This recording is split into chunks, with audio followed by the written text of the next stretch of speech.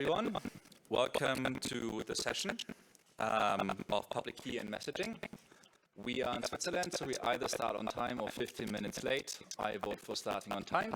So Shan is going to be the first speaker talking to us about integrating causality in messaging channels.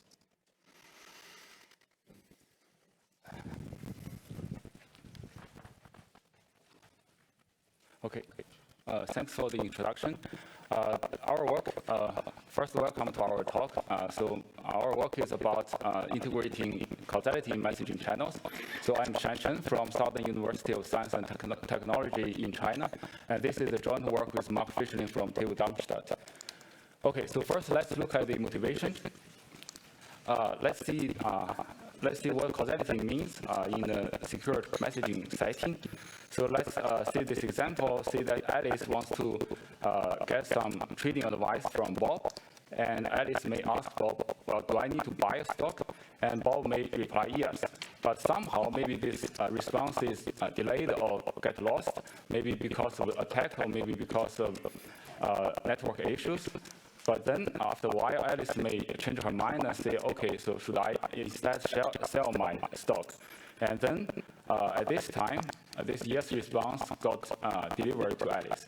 So let's say that in this example, from Bob's view, it's perfectly fine, it's very clear, and there's nothing wrong with this conversation.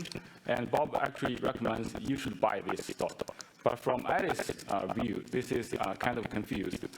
So from Alice's view, maybe she will think this is a sell response. So she will like sell her stocks instead. So we see that the problem in this example is the causal information is missing from Alice's view. So one may turn to model causality confusion, causality security, and we see that there's some subtlety here. So actually, we see this causality confusion can still occur even when integrity of the messaging channel where the conversation takes place and this weak causality we call weak causality hold. So for integrity means like all the sent and received messages in this example actually are displayed intactly, so it's not changed by the attacker. And also all the messages are actually delivered in order.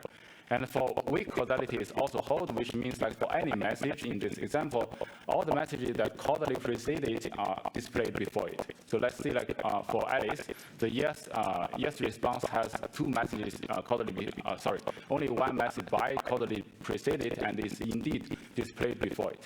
So we see that the issue is actually more subtle. So what leads to this confusion is actually the exact causal relations of real communication is missing. So here, for example, Alice doesn't know yes is a response to buy. So she may think it's a response to sell. And people may tend to resolve this issue by using the reply to feature that's usually supported by messaging applications, but this is not perfect. First, from Bob's view, this is not ambiguous at all. So he thinks maybe he doesn't know he should reply to the message by, right? So because this is very clear. And also, if we require all the users to reply to every message, then this, of course, hampers usability. And also, usually, the reply to feature doesn't support messages that depend on multiple messages.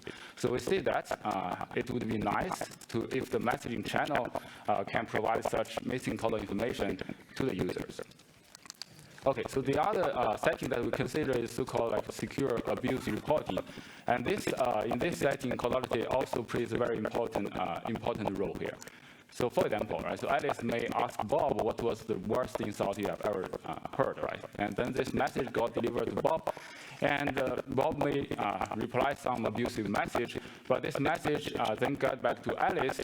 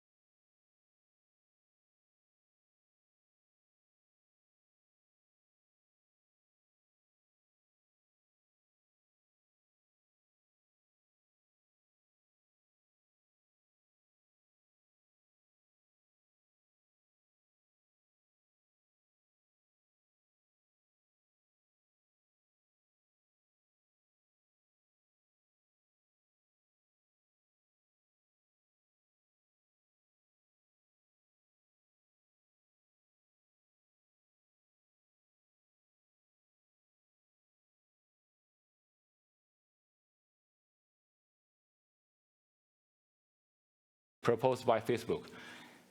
Okay, so but there were very few work about causality in the previous work. So there were only we only found 2 of them. So one is by Martin, and the other is also another work. So we found some issue here. So first, the causality there was not very well defined because it was defined either implied by the integrity or by the weak focus on the weak causality only. And it does not apply to the secure messaging case where it means like it cannot handle message loss or the immediate decryption, which is a very good property that is usually expected by the messaging applications. And finally, there was no analysis about message franking. So the bottom line is causality in messaging channels require formal analysis, and due to time limits here, we only focus on the secure messaging part. Okay, so first let's look at the model. So how we would model causality. Before modeling that, we first need to model what we mean by causal information. So we used the so-called, we call it causality graph to model that. So you can see on the left, there is this real communication that we had in the example, and we modeled that as a causality graph. So this graph is a simplified version of that. Now we have these vertices, AIs, and BGs to represent the sending and receiving actions of this message. And also, like we can see in the example, we have these concurrent messages that may cause confusion. Okay, so this is a simpler version, and we emphasize here that our causality graph that model this causal information just record the dependencies, but not the message contents. So then we can also, in general, right, so this graph can capture exact causal dependencies between messages. For example, it can capture this concurrent messages in this example, and it can also capture this out-of-order delivery. For example, if the message sent from A1 is delivered later than the message from A2, then we can change this graph a little bit, right? So it will be changed like this.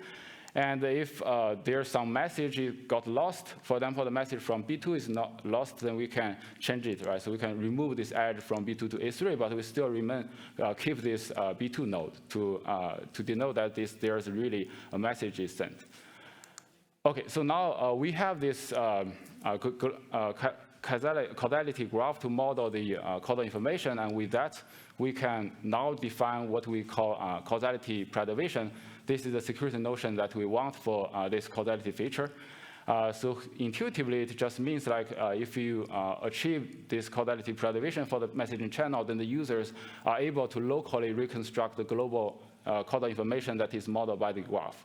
So here, for example, Alice, as a user, if it achieve this causality security, then she should be able to reconstruct this entire causality graph from her local view. Okay, so we want to remark something. So here, first, we remark that our causality security CP here does imply the plaintext integrity, because you can imagine that it's very trivial to manipulate this causality if you can alter the messages. So this is the implication. So it must imply the plaintext integrity. The other way is not true about ciphertext integrity. So previous work tend to define it in this way, but actually, as shown in our previous example, so integrity doesn't necessarily ensure that the user will always be able to get all the causal information. So this is not true. What happened? Okay, then we also strengthen this notion a little bit. So we also define the so-called strong causality preservation, or SCP, to capture the post-compromise security. We do this because post-compromise security is very important for secure messaging, and it just means like roughly means you can recover the security even after the long-term key is corrupted. Okay, so with that, we also have the integrity notions defined. So this leading S just refers to post-compromise security. For example, the S INTPTXT is just plaintext integrity with post-compromise security. Then we have this full picture, full figure about all the like relations between these notions. And here we can see that we have this SCP and CP, these two causality-related notions are completely separated from the integrity notions. And this, from the ciphertext integrity notion. And this is as expected. Okay, so with that, we will look at how we can use our model to analyze some real-world protocols to see whether they achieve quality or not. So first example we look at is about TLS 1.3. So this is only about this record layer, so about the channel part. And we see that TLS 1.3 is actually not secure regarding to our causality security. Here is an example. So we can see there are like two different communication patterns that has different causal relations. But for the left user in the dashed box, so you can see that her view or his view is actually identical in these two cases. So it cannot differentiate between these two cases, which means that it cannot extract enough causal information. So therefore, this is not secure. But the solution is very simple, so we can just add the necessary causal information along with the sent messages. So here, for example, we only need to add this delta value, which is the number of the consecutively received messages from the sent messages So for example, here on the left, this message 1 has delta equals 0 because the left user haven't received any message before sending this message 1. But the other side, message 2 has delta equal to 1 because it like received the first message M1 before sending M2.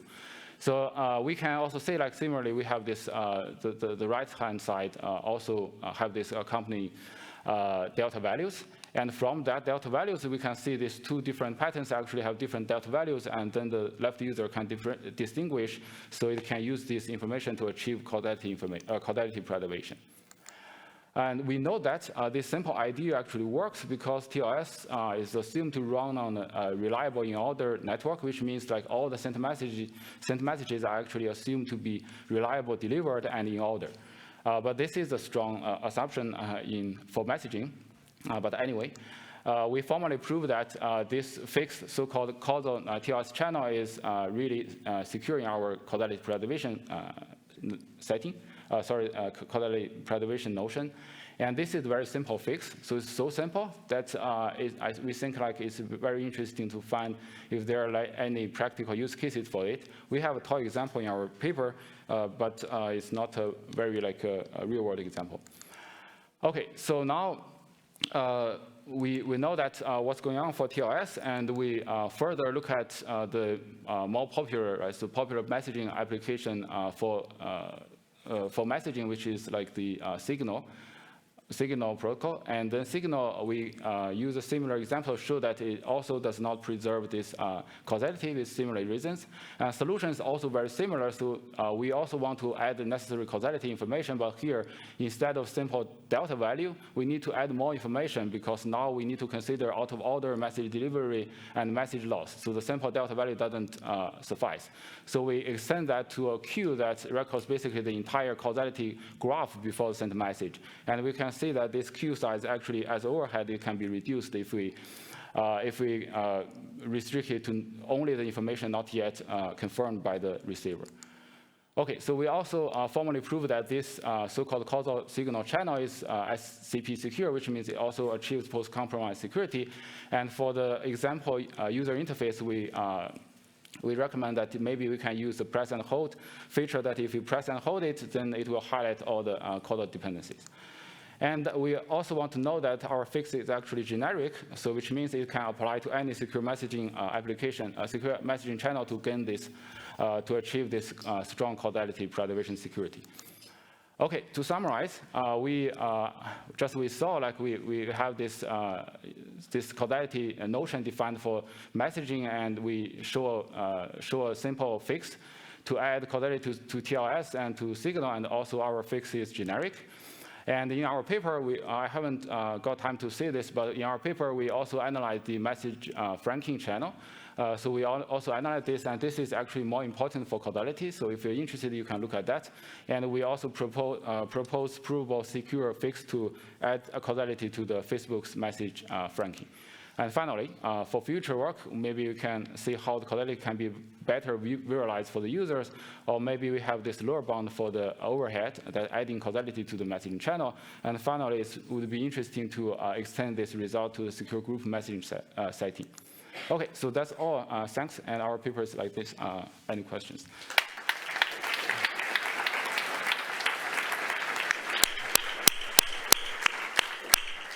All right, we have some time for questions.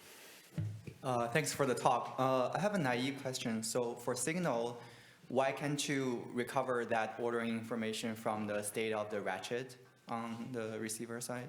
Well, you can. I mean, the thing is like this dependency is not recorded by the application. So it's there, but you need to like really record that information and then reveal that to the user. Otherwise, I mean, the current messaging channel doesn't deal with that. Thank you. Yeah. Hi, thanks for the talk. I imagine that before defining these notions, maybe causality was being addressed at application level with associated data. I was wondering if you look at the, if in the literature there are any examples of like protocols that implement their own specific mechanisms. You mean like implement this causal information in the associated data part? Yeah, that maybe they attach some extra information to the messages specific to their application without proving it's secure. Maybe, but we haven't like found anything like that. So it's we only know that for now we only know like you can use reply to feature, but that's like on the application level. So for the Signal, I mean that messaging channel level, we don't know of anything like that. Yeah. Thank you. Hey, thanks for the talk. Question about the adversarial model. Do you consider the idea that the sender who might be abusive might also not obey the causality preservation protocol and try to mess with the record in some way? So for the messaging case, we only consider honest users because that's like what the user wants. But for the message franking channel, we do consider that. So like the user can be malicious. So as a sender, you can maliciously send something that cannot be reported by the receiver, or maybe like for the reporter, or maybe the receiver, because only the receiver can report. So for that user, maybe, so we also guarantee that this user cannot send something to the server that has wrong causal information. Thank you. So I have a thought because for the scenario you described, you essentially have the you're essentially assuming in a sense that each message is caused by the messages that precede it, or as I think that's the impression I get from it. But it would be interesting to think, is there a way of adapting, or maybe you already have an adaptation that can be made, for example, if you want to have a message which denotes that it was caused by specific messages which were received before it, but not necessarily every message, which I guess could be applied to message franking. Let's say you want a message to be caused by a specific message before it, but not every message. Yeah, good question. So I didn't like talk about that, but actually for our like causal information, it's actually having that exact causal dependency. So not all of them. Yep, okay, I see. My first Hey, wait. Let's cut it. Okay, no worries. Take it Yeah, offline. thank you. Thanks, speaker again.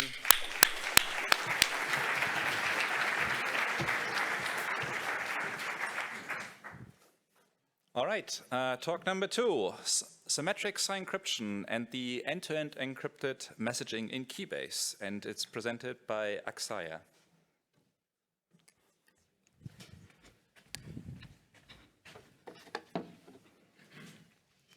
Hello, I'm Akshaya, and today I'll be talking about symmetric sign encryption and end-to-end encrypted group messaging in Keybase.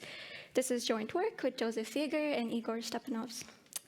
For a few years now, the cryptographic community has tried to provide the average user with end-to-end encrypted communication.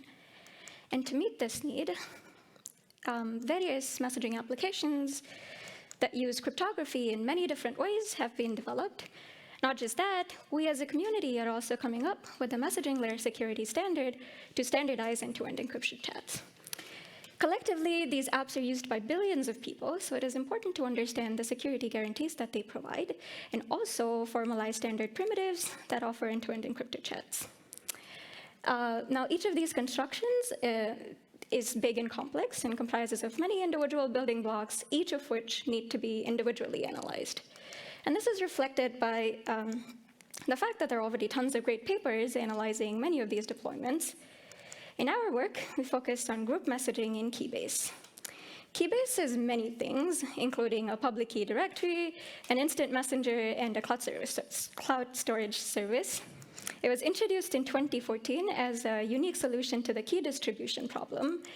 And as of February 2020, it had over 1.1 million users. In more recent news, it was acquired by Zoom to help build and enhance their end-to-end encrypted communications.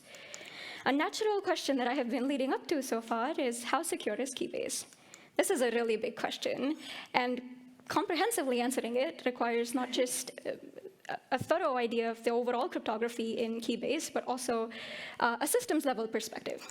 We don't seek to exhaustively answer this question, but we focus on this novel primitive that we call symmetric sign encryption, which forms sort of the core of Keybase's chat encryption algorithm.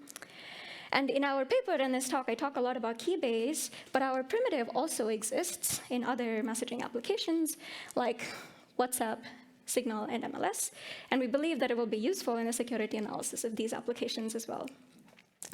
To give ourselves some context, I would like to try and give an introduction to where this primitive is even relevant in the group messaging setting, but I will start with the more familiar two-party setting, where Alice and Bob want to establish a secure channel with some help from a server and then start communicating over this channel. This secure messaging in the two-party setting can be viewed as the composition of two primitives. The first is symmetric encryption, very well understood. We know exactly what privacy guarantees we want from it. These are what security guarantees we want from it. These are privacy and integrity.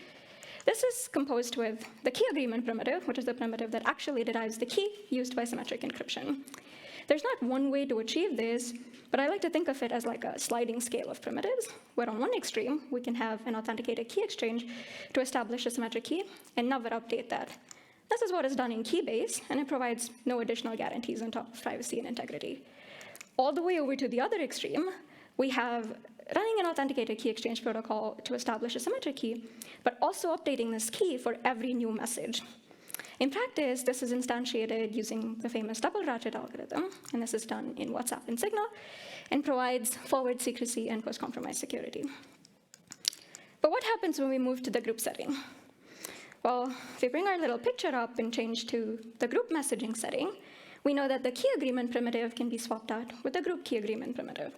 Once again, this is a sliding scale, beginning with one can establish a shared symmetric key and never update it, unless, of course, somebody leaves the group or joins the group.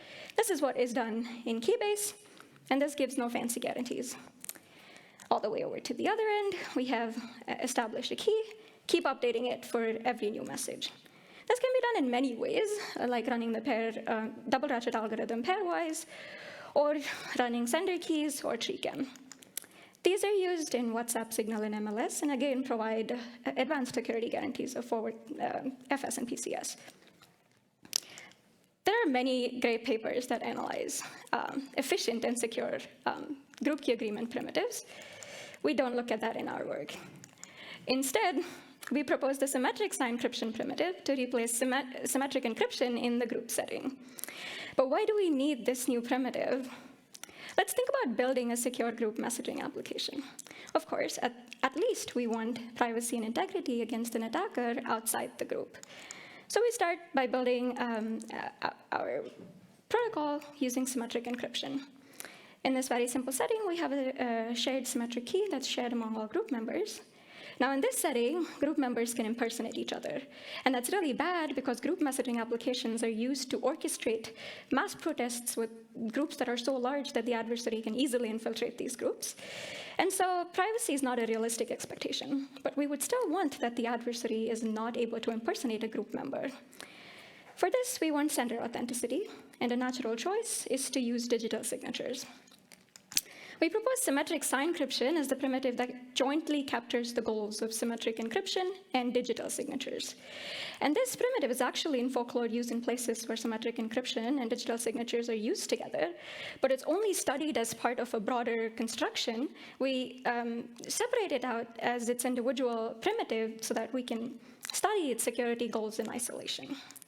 This is also very similar to traditional public key sign encryption that was defined almost 30 years ago, except the public key encryption component is replaced with symmetric encryption. And even though this seems like a pretty simple primitive, we discovered in the case of Keybase that despite identifying their goals, in some ways they over-engineered their solution. And this highlights the need to standardize and formalize this primitive. With that, I'll give a brief overview of our contributions. We define the symmetric sign encryption primitive and associated security notions. Then we analyze symmetric sign encryption in Keybase. In particular, we look at seal packet, which is Keybase's header encryption algorithm, and box message, which is Keybase's chat encryption algorithm. Our analysis is primarily based on the open source client and excellent documentation on the Keybase book website. We give security proofs for both seal packet and box message, but our security analysis involved a bunch of complications resulting from the reuse of the symmetric key in 3 different contexts, which we know is bad from Kenny's talk yesterday. Then, with concrete definitions in mind, we were able to narrowly target our goals, and we propose constructions that are secure with straightforward proofs of security. And these can be thought of translations of the classic bound versions of sign then encrypt and encrypt then sign from traditional public key sign encryption. So let's start by defining symmetric sign encryption. Once again, we're in a very simple setting where group members share a symmetric key, and each member has their own signing key pair. Our definitions involve a lot of nuances, but I'll skip to the main point by recalling the 3 properties that we said were desirable in the group messaging setting. At a high level, privacy says that as long as the symmetric key is secret, the attacker learns nothing about messages sent. And integrity says as long as the symmetric key is secret, the attacker cannot impersonate the sender and modify or inject messages into the group. Finally, sender authenticity says as long as the signing key of the sender is secret, even group members cannot impersonate the sender. And we also want this primitive is compatible with the various kinds of key compromise in the group key agreement primitive. Now, if you look at the first 2 properties, we see that it depends on the secrecy of the symmetric key. So we can abstract it out as security against an attacker that is outside the group and doesn't know the group symmetric key, but may be able to compromise individual users' signing key. We call this out-group authenticated encryption security. And then the signing key, we assume, is reused across multiple groups. And so this last property can be thought of as security against an attacker that is inside the group and may know the symmetric key, but does not know the sender's signing key. We call this in-group unforgeability. This kind of abstraction not only provides a neat symmetric versus asymmetric and out-group versus in-group separation, but also allows us to capture fine-grained, or analyze in a very fine-grained manner security when different keys are compromised while others remain secure. Together, what these properties really say is nobody outside the group can learn what messages are encrypted, and nobody at all can forge a message as having come from someone other than themselves. And as I said, it jointly captures the notion of symmetric encryption and digital signatures. So a natural way to build them is by composing these 2 primitives. And there are 2 generic ways to do this: sign then encrypt, where one would first sign the message and then encrypt the message and the signature, or encrypt and sign, where one would first encrypt the message and then sign the ciphertext and return both the ciphertext and the signature. Now, we know from traditional sign encryption that these naive constructions are not secure, and what we really need to achieve security is somehow binding these 2 components together. So let's look at how Keybase achieved this binding. Keybase's chat encryption, at the core of Keybase's chat encryption are these 2 symmetric sign encryption schemes, seal packet and box message. For each of them, I will first describe what it looks like, and then we will look into our security analysis of them. So I'll start with seal packet, which is used in Keybase for encrypting 3 different kinds of plain texts. The first is encrypting a header that is automatically created with every chat message, and then a file that is sent in a chat, and an arbitrary string used by a chatbot. For now, we will only focus on seal packet used for encrypting headers. This looks very similar to the naive sign then encrypt construction, except for achieving binding, seal packet also signs the symmetric key. If you look at it closely, you will notice that there exists a key cycle here, which is very bad for symmetric encryption because symmetric encryption security guarantees don't hold in the presence of a key cycle. Also, there is a hash function here, but it is not super interesting for our analysis. With that picture in mind, I'll move to our security analysis of seal packet. The first question we ask is whether or not seal packet is in-group unforgeable. And in this security notion, we want security against an attacker that does not know the sender's signing key, but may know the symmetric key. And we were able to show that the in-group unforgeability of seal packet is implied by the unforgeability of the underlying signature scheme and the collision resistance of the hash function. All nice, very straightforward to prove. More juicy question is whether seal packet is out-group authenticated encryption secure, where we want security against an attacker that does not know the group symmetric key. Here's where it is important to note that the key that is input to the encryption scheme is also input to the signature scheme, and the signature is also input to the signature scheme. This results in what's commonly known in literature as a key-dependent message. And security guarantees don't usually hold under key-dependent messages, but for this particular case, we want to prove that the encryption scheme is secure under messages that are derived in this specific way. For this, we leveraged our observation that the signing oracle hashes messages before signing. And so now we want to prove that this encryption scheme is secure against messages derived from a hashed key. We do this by modeling the hash function as a random oracle and relying on the AE security of the encryption scheme. We combine that with the collision resistance of the hash function to prove the out-group authenticated encryption security of seal packet. This is a more simplified version of our result. And ultimately, what we show is, yes, seal packet is out-group authenticated encryption secure, but it wasn't easy to prove. Now we'll move to the second instance of symmetric sign encryption, which is a box message. This is used explicitly for one purpose, which is for encrypting chat messages. And this looks very similar to the encrypt then sign naive construction, except to achieve binding, box message signs the group and usernames. Another key difference is instead of using a signing algorithm to sign, it uses seal packet that we discussed earlier. Seal packet uses both a signing key and a symmetric key as input. I will refer back to Kenny's talk here to point out that these two keys are the same, which results in a key reuse, which is also bad because it allows an attacker to move a ciphertext from one context to another and have it interpreted, resulting in a forgery. This is also the same key that resulted in the key cycle earlier. With that picture in mind, I will, oh, by the way, there's also a hash function in this construction, but again, that's not very important for our analysis. Once again, we start with the in-group unforgeability of box message, where we want security against an attacker that does not know the signing key. This was straightforwardly and modularly implied from the in-group unforgeability of seal packet and the collision resistance of this hash function. Quite easy to prove as well. Once again, the juicy question is box message out-group authenticated encryption secure? And we once again bring up the picture of key reuse. And why this is bad is because both the header and the body ciphertexts are outputs of the encryption scheme, and they're encryptions under the same key. So the attacker could potentially take a header ciphertext, forward it to a body decryption, and produce a forgery. With that in mind, we wrote our attacks, but it didn't work. And we expected our attack to work because usually key reuse is okay as long as there is context separation, which can be achieved, for example, by prefixing messages in one context and another with unique prefix strings. But keybase did not have explicit context separation. We expected our attack to work, but it didn't, which made us sad. But we were a tenacious lot.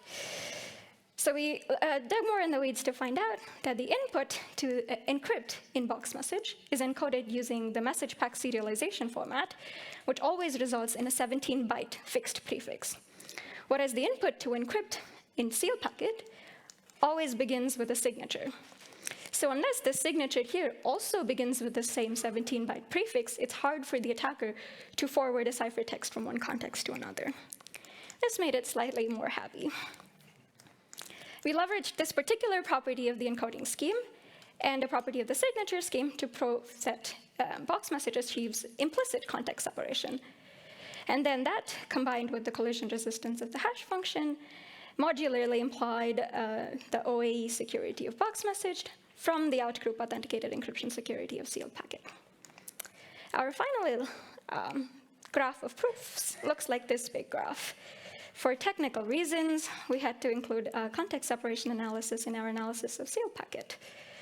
I don't want you to parse this graph right now, but the only takeaway is that, yes, we were able to prove that box message is outgroup authenticated encryption secure, but it was quite the pain. Could all of this have been simpler? Yes, we propose our construction, which is can be thought of as a translation from traditional sign encryption, where to achieve binding, we sign the group name and encrypt the username. And our proofs of security are quite straightforward. And I would like to conclude by once again bringing up our summary and our contributions. Feel free to look at the details in our full version. Thank you.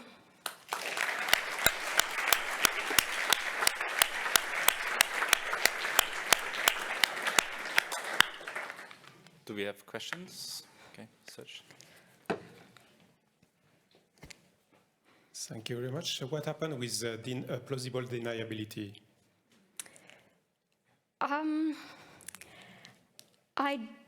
We haven't looked into plausible deniability, but maybe that would be a guarantee that we would derive from the higher level primitive, like the group key agreement primitive, which is what derives the keys. If it's signed, you're losing plausible. Sure. I'm not sure. We haven't looked into it. Okay, then I have a question. So how much did you cover of Keybase? Like, how far are we from understanding how secure it is? Quite far, because it has a lot of things like encrypted Git and some kind of cryptocurrency as well. So there's a lot that's going on. And a lot of these keys are actually reused across the overall ecosystem as well. So it would be interesting to see. And they have, of course, their file storage system as well. So it would be interesting to see. Okay, cool. Any more questions? All right, then let's thank the speaker again.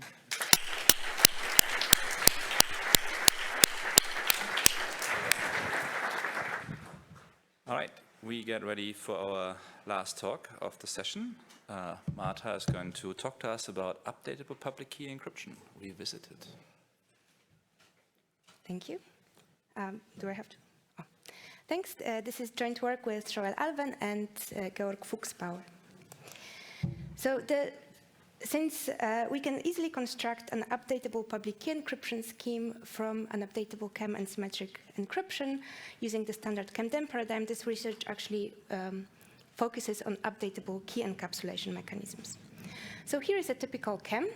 Now, the disadvantage of a KEM is that it has no forward secrecy, in the sense that if the secret key ever leaks to the adversary, then the adversary learns all the secret keys all the keys K ever encapsulated to that key. Now, to get better security, we can use a primitive called forward secure KEM, which differs in that the secret key evolves. So whenever the receiver runs decapsulation, they compute a new secret key SK prime, with the guarantee that SK prime reveals no information about the symmetric key K that already was decapsulated. So this is called forward secrecy. The downside is that it's not efficient. In particular, the secret key grows with each decrypted ciphertext. Therefore, we can look at middle ground, and one such middle ground is an updatable KEM, which differs in that both the public and the secret keys evolve. So whenever the sender computes the new public key, whenever a sender runs encapsulation, they compute the new public key. The receiver running decapsulation computes the corresponding secret key. So we can think of a sequence, a path of public secret key pairs. This is forward secret. It's efficient. It can be efficient, but it requires some coordination between senders so that they know which is the most recent key to encrypt to. So here is a brief history of updatable KEMs and public key encryption. It was introduced for two-party messaging with almost optimal security. This scheme used some sort of other CCA secure encryption, so they got away with kind of weak in-CPA flavor of updatable KEM security. They also had an efficient Diffie-Hellman-based construction. Later, Alven et al. Used the same primitive, this time in group messaging. So in particular, they took the state-of-the-art group messaging protocol, MLS, which happens to use a regular KEM. And they show that if the KEM is replaced by an updatable KEM, then we get much better forward secrecy for the messages sent to the group. However, the security notion for group messaging was quite restricted, so they also got away with this weak CPA flavor of updatable KEM security. And they use the same scheme. Now, with an eye towards active adversaries who can inject messages, Dodis et al. Introduce a stronger security notion called, with a flavor of in-CCA, so it's kind of similar to regular CCA, but adapted to evolving keys, and they provided some standard model constructions as well. So at this point, the notion was kind of established, and we had a long line of works that improved, that provided different constructions of UCAM schemes satisfying this notion. So we have schemes based on DCR, isogenies, lattices, Diffie-Hellman. This is super efficient, but slightly less secure. Now, what motivated this work is we looked at this picture and we asked, well, they introduced this new notion, but is it actually good enough for the initial application, which was the group messaging?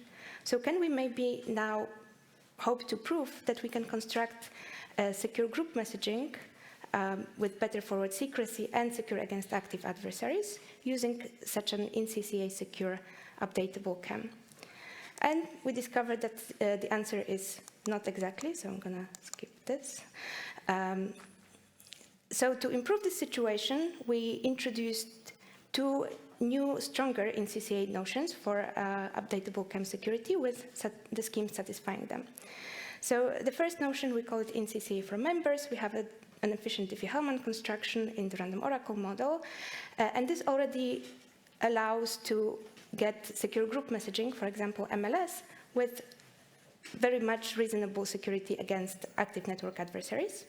However, it still doesn't fit with one security mechanism MLS uses to provide security to parties joining an untrusted group in the middle of the session. So in the middle of the session, the group uses some sort of keys in the middle of evolution. They still want some way to verify the state, downloaded from an untrusted server. And this is not possible with this first notion. The second notion adds this capability. For this, we need Diffie-Hellman and pairings, and we prove security in the random oracle model and the algebraic group model. So this is our contribution at the high level. Now, diving a little bit deeper, I want to tell you a bit about syntax and security of updatable KEMs. We're going to start with like a very weak notion and build towards stronger ones. So here is the basic syntax that you've probably seen. So we're going to visualize the evolution of an updatable key pair, an updatable KEM key pair in a graph where each node has a public and secret key pair assigned to it. So it will be a tree. The root's key pair is generated by key generation. That's the only time we're going to be calling key generation here. And then every time a sender runs encapsulation, we create a new node with an engage going to it. So the public key is outputted by encaps, and the secret key would be outputted when the receiver runs decapsulation. And this can be, you can think of a path of an arbitrary length. Now, how do we capture in-CPA security of this? So we will have a game where the challenger creates such a path, and it will give two oracles to the adversary, encapsulate and challenge. Using encapsulate, the adversary can evolve the path, make it longer, and at some point it calls challenge. In this case, it challenges the key at node 2, which returns a ciphertext and either the real encapsulated key or a random and independent key, and the adversary's goal is to guess which is the case. Now, to model forward secrecy, the challenge oracle also returns the secret key after decrypting the challenge ciphertext. So it kind of corresponds to an application when the sender runs encapsulation multiple times, create a path, very long path maybe, the receiver processes all the ciphertext and then is corrupted. And we want security for the previous keys. And yeah, as I said, this path can be arbitrarily long.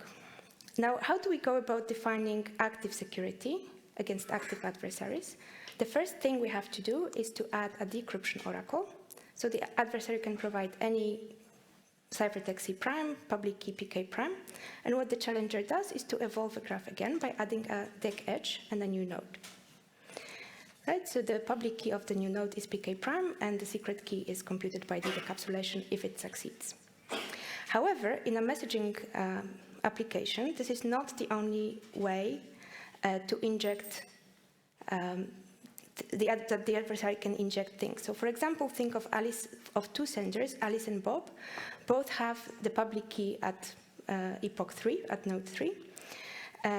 Alice sends a message to Charlie. She computes a new public key pk4. How does Bob now learn the new public key? Well, Alice will have to send the new public key pk4 to Bob over an insecure channel. So again, the adversary can try to inject such a public key, and we need a way for Bob to verify that this public key is kind of honest and not generated by the adversary so that he knows the secret key. So to help Bob, Doris et al. Adds a verify algorithm that takes the current public key, the new public key, and what we call a member tag, and verifies the new public key. Importantly, this is done without knowing the secret key, because the sender doesn't know the secret key. In a security experiment, this means that we have now two ways to create nodes. As I told you before, if the adversary injects the ciphertext to a receiver, we create a full node. We know the public key, which is a node where we know the public and secret key. And otherwise, it could be that the adversary scrambled the ciphertext. We cannot decrypt it, but he injected a correct public key, pk prime. So if verify succeeds, then we create what we call half node, which has no secret key. And we still want security for public keys encrypted to half nodes.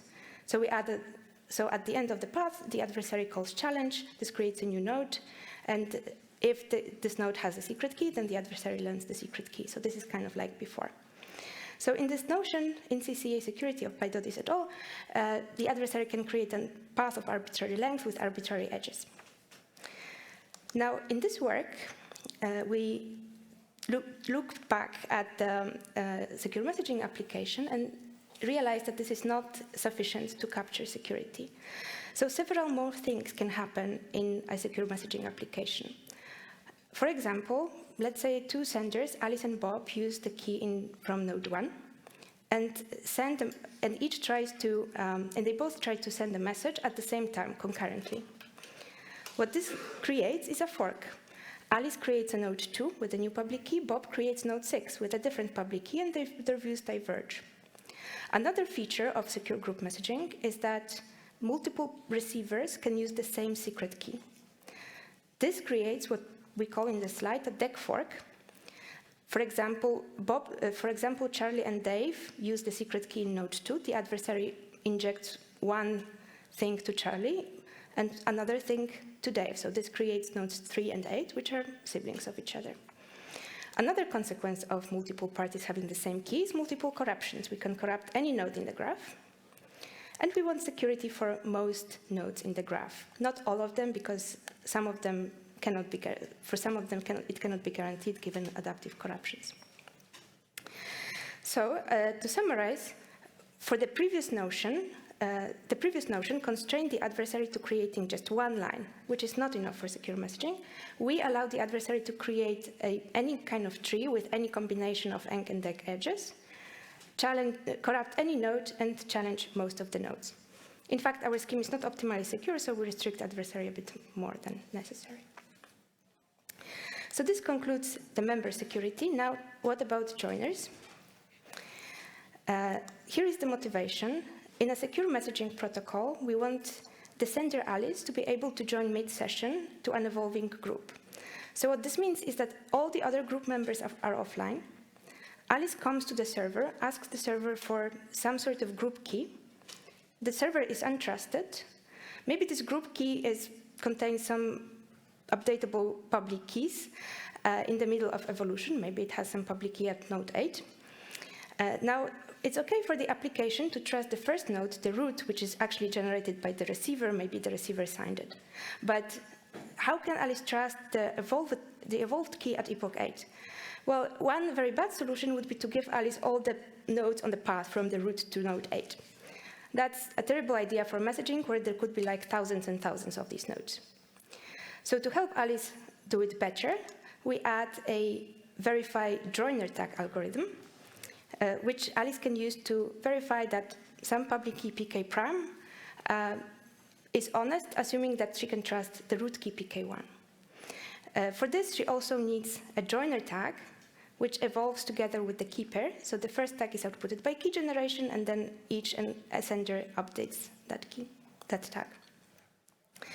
In the security experiment, this means that we have another joiner challenge oracle that takes arbitrary public key created by the adversary, arbitrary tag created by the adversary, and if verification succeeds with our honest public key pk1, we create a challenge from that node that the adversary came up with in his head. Right, so the challenge is, as usual, a random key encrypted to pk prime.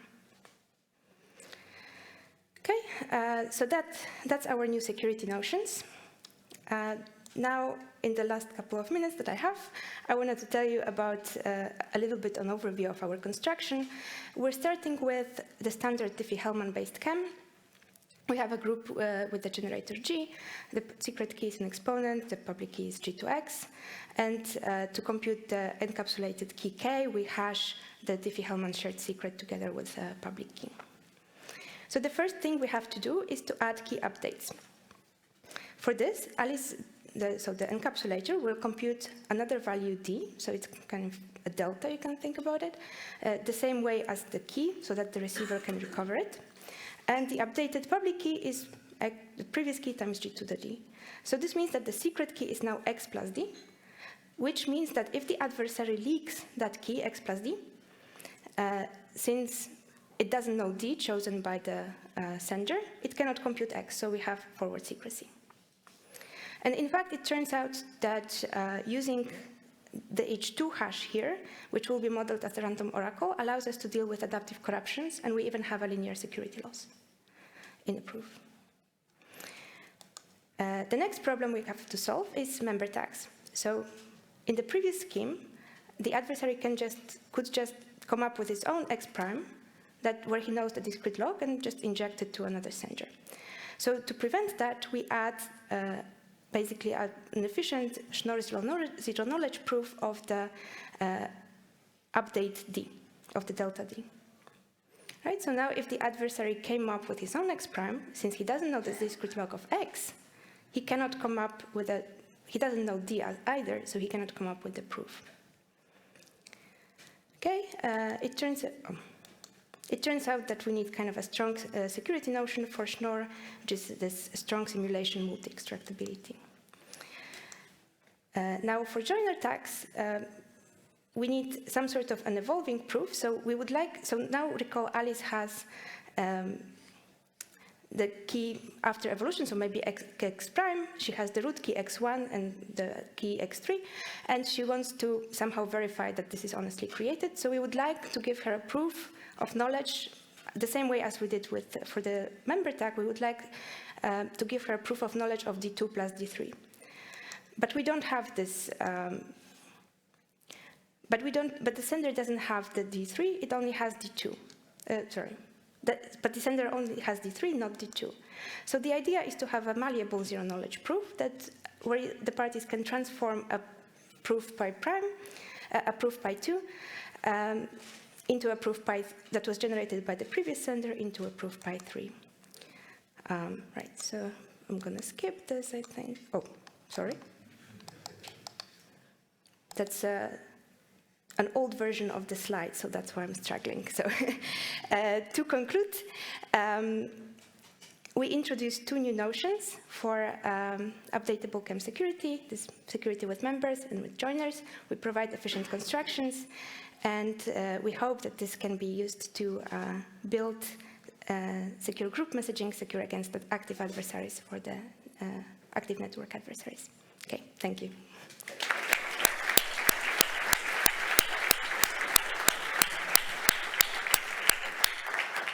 We have some time for questions.